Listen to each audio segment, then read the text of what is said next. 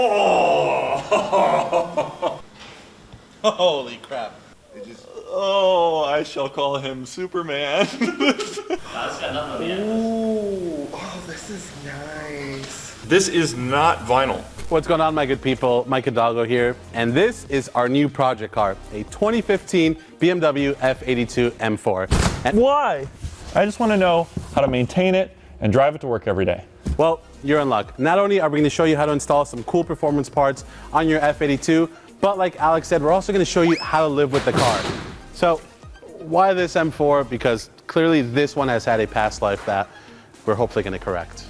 Yeah, so if you're looking for a fast, good-looking, easy-to-modify performance car, you're looking at an F82 M4 or an F80 M3. You're probably not looking at the cream of the crop ones with zero accident history and perfect service records. You're probably looking at something more like this. So we took it upon ourselves to go cars.com, lowest price, and we have found what we think is a pretty good representation of what the market has.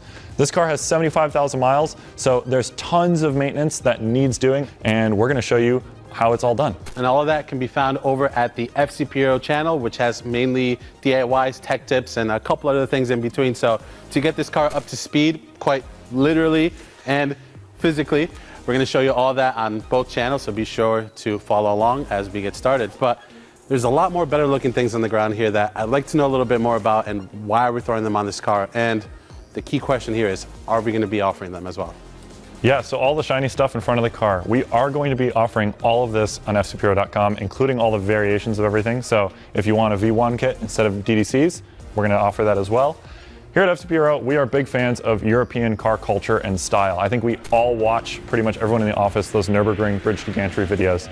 We're all familiar with Team Schirmer and what they do. So a lot of the style and the mods of this car are to make it sort of a streetable version of that style. And that's why we've chosen Adro, KW, Miltek, and again, why we're going to offer all of it on the site. On top of all this stuff, we have a custom set of wheels being made and a completely bespoke wrap, and I'm really excited to see it all together. What do you say you and I dive into this car? I cannot stand looking at these grills, the badges, the red, honestly, the whole thing. So yeah, if you're cool with it, let's get into it. Let's jump in. I'm excited.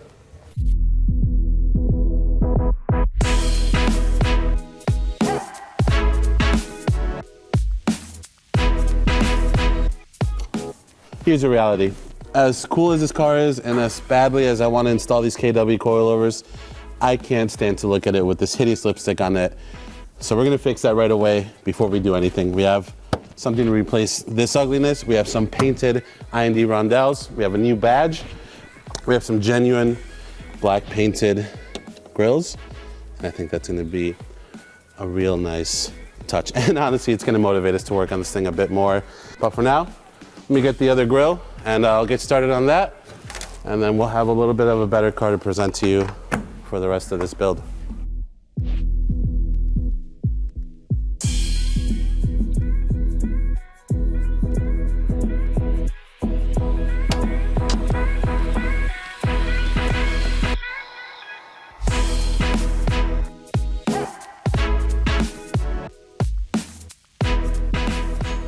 A little bit of rubbing alcohol or simple degreaser to really get a good surface for the adhesive is all you need.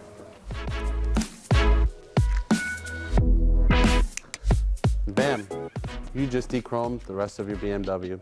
I&D badges, available on FCPeuro.com. Focus, Alex. What? Focus. That looks so much better. Miles better. One less ugly thing to look at. And following along with the theme up front, same procedure. We're gonna slap this on and then go from there. You know, while we have the heat gun, now would be a really good time to get this off. What do you say? Let's give it a shot.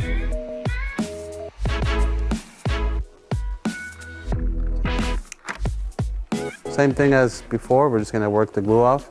You got this? I'm gonna take 5. And you saw what I did, just do the same thing again. Cool?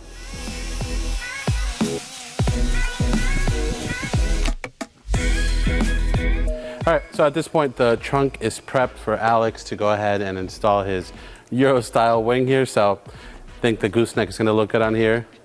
I don't think so. But don't tell them that. Let's get these side skirts off, and then I think we will have done a good job on the outside, and we'll be well deserving of some coilovers. Oh my God, it looks so much better. You came at the right time, because now the grills are done, the Roundels are done, the badge is done, the wing is off. All the Superman-esque on the outside of the car is gone.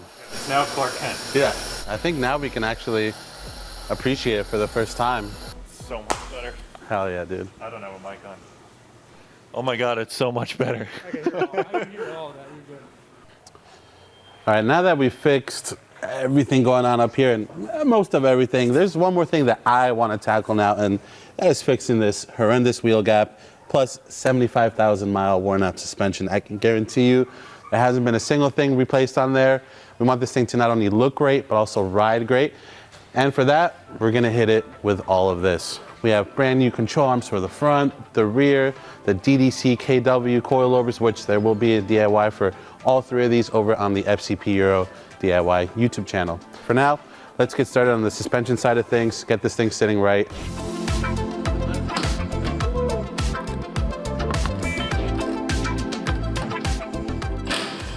So we'll get it up in the air, we'll get a wheel off, and we'll start disassembling some things, and hopefully we can get this old damper assembly out.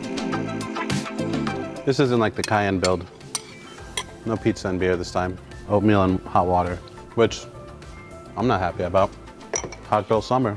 Can't happen if you're eating pizza and beer every freaking build, which I only got it once, and it's just for the video. Not even real. Yeah.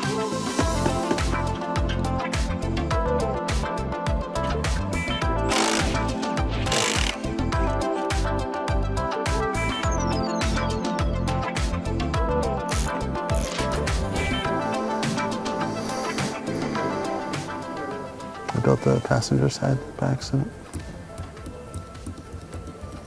So let's build the driver's side now.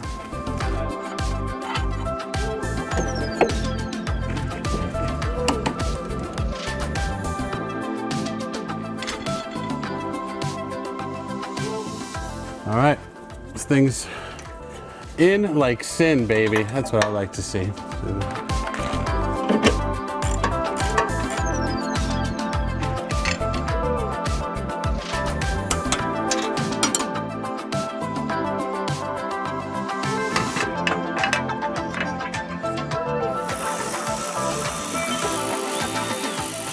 It was time to install the rear divorced KW struts. Conveniently mounted from underneath, the F82 didn't require us to tear apart the interior.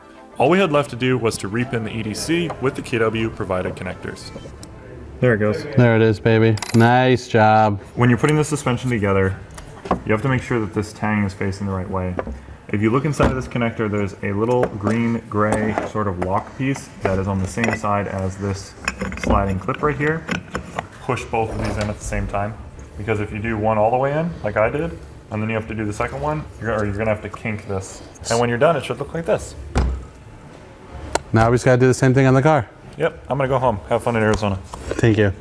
That was shockingly difficult. Hey, where'd my laptop go? Oh.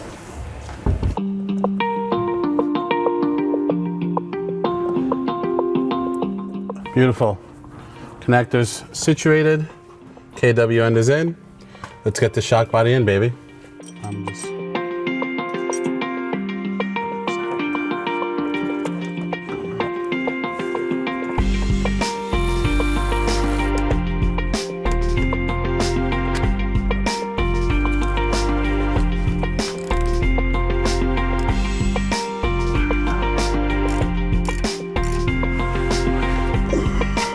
Yeah, baby. Oh, man. These look really good. The before and after is visually nice, but I think the driving is also going to be incredible. I'm going to wrap up with my people over on the DIY channel, and then we'll get into control arms. While the impressive carbon ceramic stoppers look like something out of Maranello, the reality is that they're simply not necessary to extract the full performance out of the M4. It's no secret that BMW's own GT4, GT3, and DTM cars use steel brakes too. Compatible with all of your favorite trackpads, the 400mm steel brake conversion is an affordable no-brainer for consistent track or street use, or a great alternative for replacing those 10-year-old CCBs.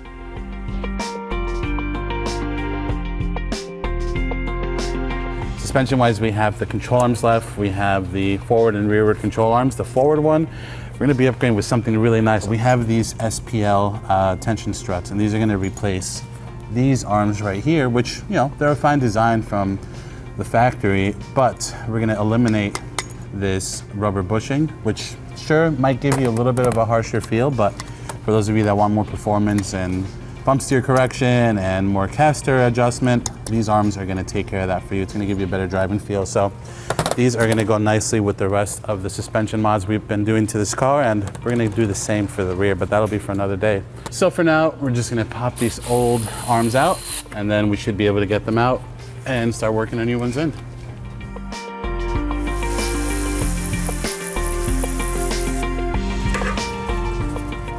Hello?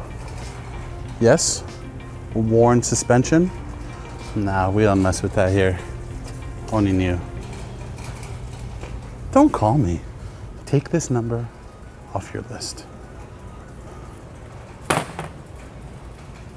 No respect.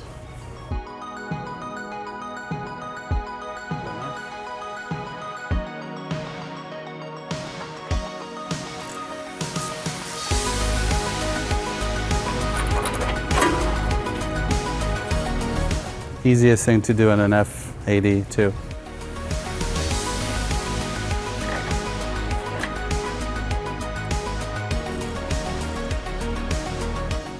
And with this arm in, that is going to wrap up the front control arm install with the SPL adjustables. Again, if you want to see a full DIY on that, head over to the FCP Euro YouTube channel, where we have the DIY with all the torque specs and sizes and all that good stuff. So we are going to move on to the rear of the car and start swapping those out next. Time to do some rear SPL toe links to complete the whole control arm refresh on this baby.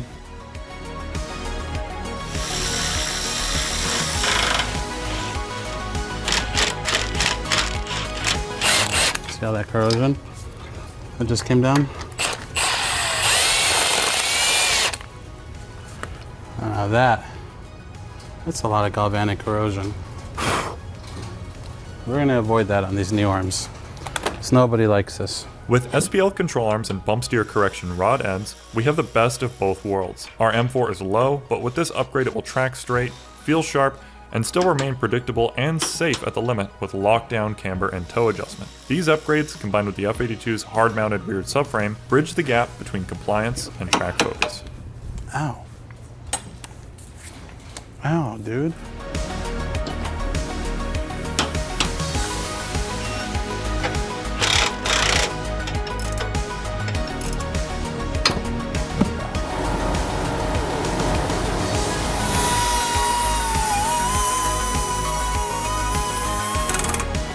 I win, you lose.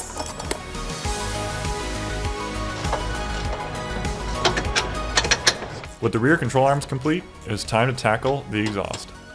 This is something I've kind of dreamt of doing to my imaginary F82 that's already siphoning money from my savings account. So on the S55, imagine it as two banks of 2 3-cylinders. On bank 1, you have an even fire, and on bank 2, you have an even fire. But because the turbos are staggered and because of the length of the turbo manifolds, the relative pulse spacing, once they come out the tailpipe, is not even. And that's what creates that sort of undesirable raspy sound that these cars are known for. When they originally launched in 2015, a lot of people really didn't like the sound. I think in person they actually sound pretty cool because they're really, really throaty and they have this deep sound. But on your cell phone, yeah, they don't, they don't sound that great. So this fixes that. I would guess it's probably about an additional 14 inches of exhaust travel, and that makes up the difference between the two turbo manifolds and gets you that even exhaust pulse spacing out the tailpipe. What that does is it makes it sound more like an N55 and N54, or, you know, straight sixes of BMW's past. It's definitely going to give it a smoother tone, but because I'm me, I selected the loudest option they sell. So with that, let's take a look at the sound difference and get this installed. Not in that order.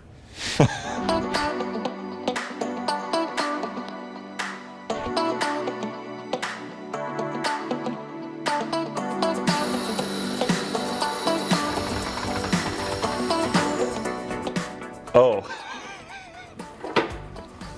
How low did you guys set this? Hidalgo, how low did you make our M4? The front is literally just sitting on the front jack pad. I can't move it. Or else Stan's kids out hurt. So before we throw this exhaust on, I'm gonna go ahead and start it with the AWE system on it. This is a overall unequal length system. It's an unequal length catback and mid-pipe. So the whole system's still unequal length, just as it would be from the factory. And I just wanna record this so that you can see the tone change we're talking about with the unequal length back section.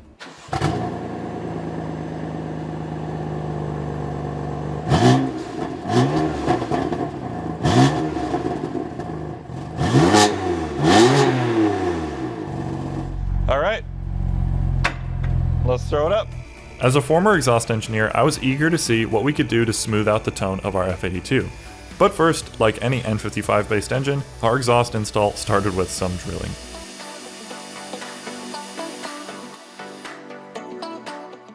And we can slide this bracket out from underneath. Wow, someone put like Sonic the Hedgehog level washers in this thing to get the exhaust to fit. Yeah, Miltek will be a good upgrade. Miltek offers both a traditional system and one which corrects for the unequal length turbo manifolds up front. This equal length approach paired with their straight through mid-pipe should give us a loud but refined sound.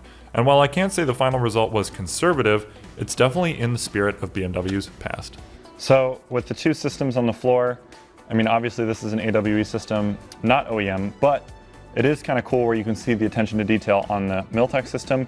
We have these, I guess they're hydroformed or fabricated V's instead of the T-off, which I think is similar to the factory. I also like that the tubing size is pretty reasonable. This system, while it has huge tubing, it gets in the way of a lot of hardware. It makes it kind of more difficult to install, and you also have to run that aftermarket bracket, which makes the floor effectively lower. And yeah, it's a really thoughtfully designed system, it seems. All right, let's get the valves transferred over. Fire this thing up. Actually, before that, we have to drill out a whole bunch of studs.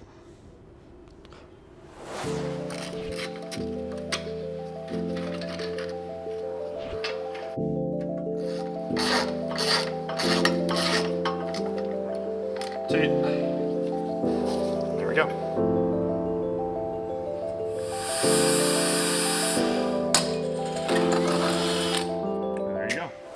Assembly.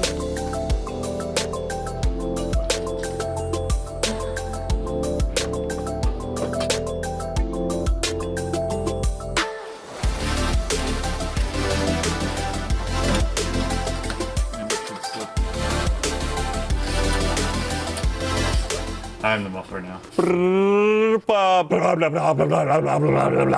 JB4 boot mod.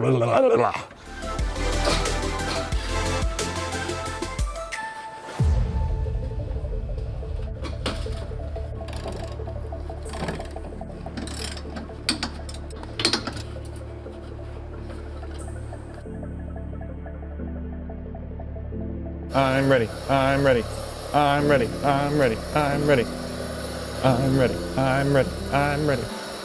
I'm excited.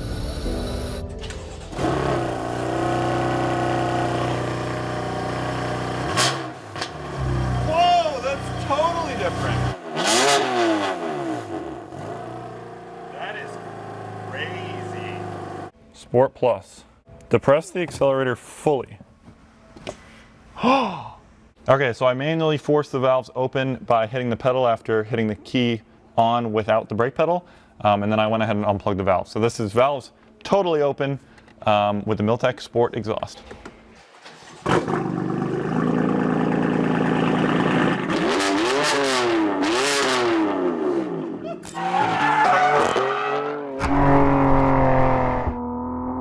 That's enough of that. Now that every single person that I work with dislikes me, let's plug the valves back in.